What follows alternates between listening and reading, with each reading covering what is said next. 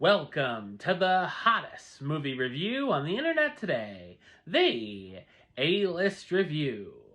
I'm your host, the Game Changer, Wes Troop, and it's time to go back to the theater. And as you can see, I've got my Marvel shirt on, which means it's time for the latest MCU movie to hit theaters. And this time, the smallest Avenger is back with a big adventure in the quantum realm.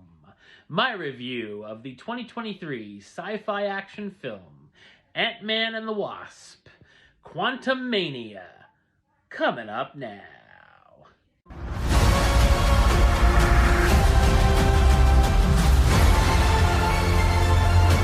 Scott Lang has been happy enough living off his celebrity status from his role in the Battle of Earth, being married to Hope Van Dyne, aka the Wasp, and has written an autobiography. His daughter, Cassie, however, has built technology to communicate with the quantum realm, which is a surprise to Scott and Hope's mom, Janet, who was stuck in the realm for 30 years. The experiment backfires, and Cassie, Scott, Hope, Janet, and Hank all get sucked into the quantum realm. They soon realize the realm is ruled by an evil figure by the name of Kang the Conqueror, who Janet has a secret past with and is looking to find the family. So what did I think of Ant-Man and the Wasp: Quantumania? I thought it's a mediocre superhero sequel. It's directed by Peyton Reed, who's best known for directing films such as Bring It On, Down with Love, The Breakup, Yes Man, and of course, Ant-Man and the Wasp. The film kicks off the Marvel Cinematic Universe's Phase 5 by focusing on the villain of Kang, who will obviously be a big part of upcoming projects, and we get hints of his bigger story here. The visual effects here are messy and all over the place.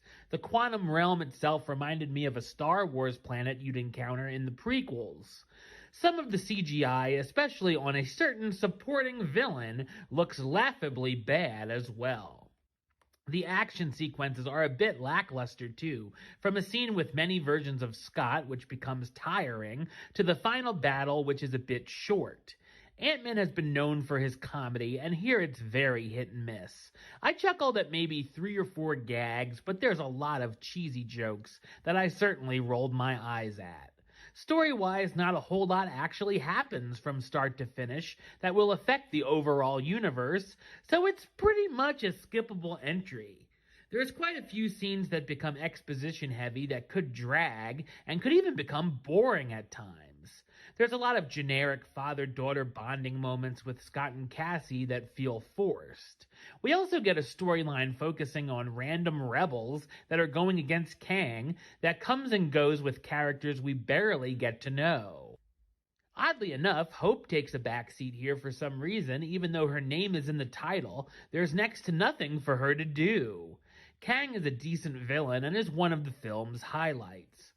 Paul Rudd reprises his role as Scott Lang / Ant-Man, the former petty criminal with a suit that allows him to shrink and grow, who's become somewhat of a public celebrity. Evangeline Lilly as Hope Van Dyne / the Wasp, the head of the Pim Van Dyne Foundation and superhero.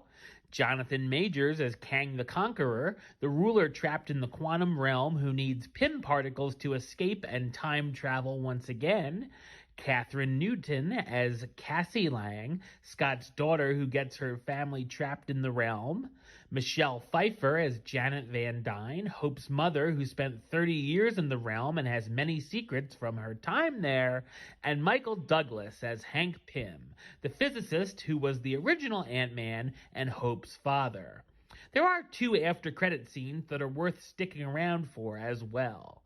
Ant-Man and the Wasp: Quantumania is a rather forgettable and sometimes bland experience, and comes in on the lower tier of MCU entries, for me at least. Number-wise, I'm going to give it a 5 out of 10, which gives it the A-list rating of meh. You know, it's okay. Alright, well that's the show. I'll be back with another review very soon. But until then, don't forget to subscribe right here on YouTube. youtube.com/westside515. Like the show on Facebook, facebook.com/westtroupealist. And of course, you can follow me on the Twitter, Instagram, and Letterboxd @WesAlist. Until next time, Troop out.